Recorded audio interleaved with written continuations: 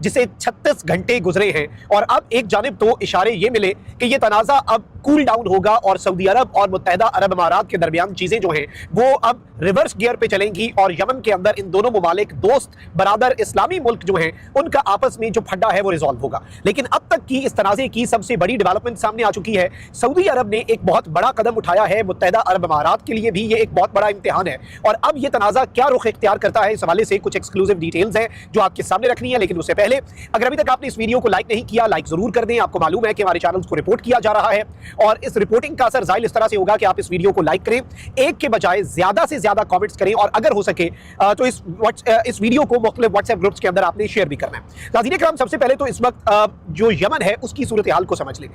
UAE को Yemen के अंदर जो पीएलसी है, प्रेसिडेंशियल लीडरशिप काउंसिल, जो कि आलमी सतह पर रिकग्नाइज्ड हुकूमत है जिसकी हिमायत सऊदी अरब करता है, उन्होंने कहा कि भाई आप हमारे मुल्क से निकल जाएं, आप अपनी फोर्सेस को निकाल दें 24 घंटे के अंदर अंदर।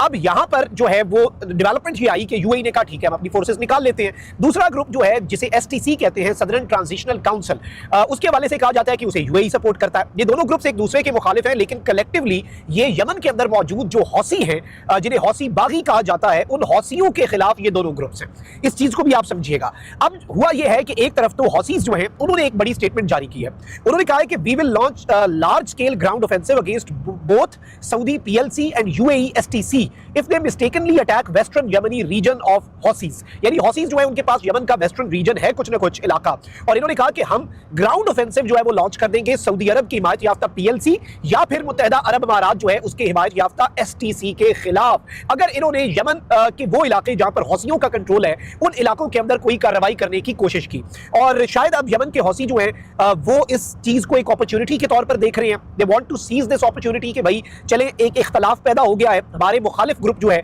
उसकी अगर आपस में लड़ाई है या आपस में इख्तलाफ है, आपस में डिसएग्रीमेंट है, तो हम इस अपॉर्चुनिटी को यूज कर लें और गालिबन वो ये अपॉर्चुनिटी यूज करते हुए नजर भी आ रहे हैं।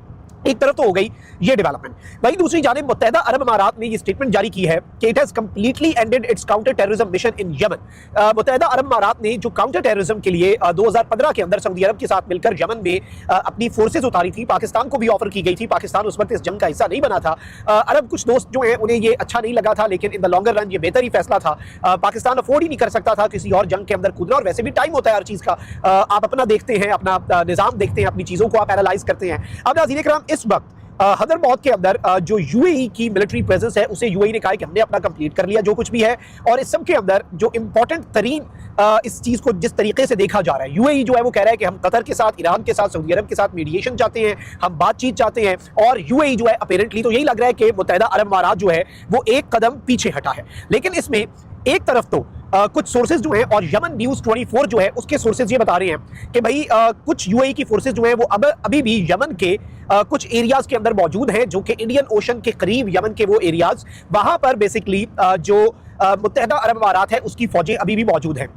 और ये कह रहे हैं कि sources indicate that forces have not yet left in compliance with the Yemeni presidential council chairman's decision for all UAE troops to exit the country. के इन एक सर्टेन साइड के ऊपर यूएई के जो ट्रूप्स हैं उन्होंने अभी तक उस तरीके से कंप्लायंस जो है वो नहीं की। अब इसे भी एक बड़ी खबर के तौर पर देखा जा रहा है। अब इसे जो इंटरनेशनल डिफेंस एनालिस्ट्स हैं वो इस तरह से फ्रेम कर रहे हैं कि भाई यूएई की फोर्सेज क्या डट चुकी हैं, और क्या मुत्तहिदा अरब अमारात जो है वो इतना एक इजी एग्जिट जो है वो ले लेगा। इसे भी आपने जियोपॉलिटिकली देखना है, क्योंकि यूएई इस चीज को तो हम इग्नोर नहीं कर सकते कि एक इंतहाई इन्फ्लुएंशियल और एक बहुत ही इंपॉर्टेंट प्लेयर है। आप यूनाइटेड अरब एमिरेट्स को मिडिल ईस्ट के अंदर से, मिडिल ईस्ट की जियोपॉलिटिक्स बल्कि वर्ल्ड पॉलिटिक्स जो है उसके अंदर से इतनी आसानी से माइनस नहीं कर सकते। जो दोनों स्टेक होल्डर्स हैं, जो दोनों फरीकैन हैं, सऊदी अरब और मुत्तहिदा अरब अमारात, पाकिस्तान ने तो कशीदगी कम कराने की कोशिश की क्योंकि हमारे तो दोनों दोस्त हैं, हमारे तो दोनों भाई हैं, और यही दो जब आपके अच्छे ताल्लुक वाले मुल्क जो है उनके दरमियान कोई डिसएग्रीमेंट, मैं तो इसे जंग या लड़ाई भी नहीं कहूंगा, ये एक डिसएग्रीमेंट था, और इस सब के अंदर यूएई जो है वो एक कदम अपेरेंटली पीछे हटा। लेकिन अब ये बताया जा रहा है, और यमन न्यूज़ 24 जो है उसने ये क्लेम किया है रिपोर्टेडली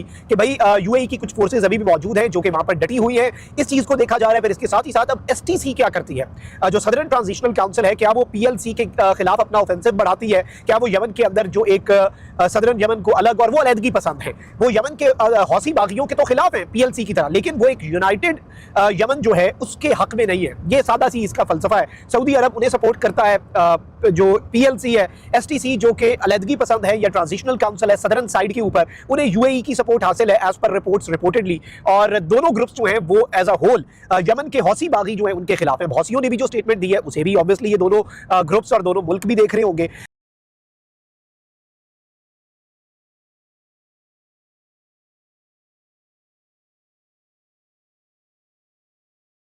अब यहां पर इवन मैं आपको ये बता दूं कि बताया ये जा रहा है कि सऊदी अरब के अंदर कुछ बड़ी इंपॉर्टेंट मीटिंग्स हुई हैं और यूएई जो है, देखिए हर मुल्क जो है उसके कुछ इंटरेस्ट्स होते हैं, तो इसी तरीके से सूडान के अंदर भी बहुत कुछ चल रहा है। सूडान के अंदर भी मुत्तहिदा अरब अमारात जो है उसके अपने इंटरेस्ट हैं या जो भी चीज़ें हैं, और जो वहाँ पर जिस तरह से वहाँ के भी देखिए जिस मुल्क के अंदर इस तरह के मामलात होना ये एक अंडरस्टूड सी चीज़ है। लीबिया की आप मिसाल ले लें, लीबिया के अंदर दो हुकूमतें हैं, एक जो खलीफा हफ्तर वाली फील्ड मार्शल हफ्तर वाली हुकूमत है, पाकिस्तान ने उस हुकूमत के साथ डिफेंस एग्रीमेंट कर दिया, जबकि यूएन वाली हुकूमत दूसरी है। तो ऐसा होता है, ये एक जनरल सी चीज़ है। तो इस तरह के ममालिक जिनके अंदर एक प्रॉपर स्ट्रक्चर नहीं है, जिनके अंदर बहुत से मसाइल हैं, जैसे यमन है, जैसे सीरिया है, जैसे लबनान है, ये सारे ममालिक जो है यहाँ पर प्रॉब्लम्स ही प्रॉब्लम्स हैं। इस चीज़ को तो हम समझते हैं।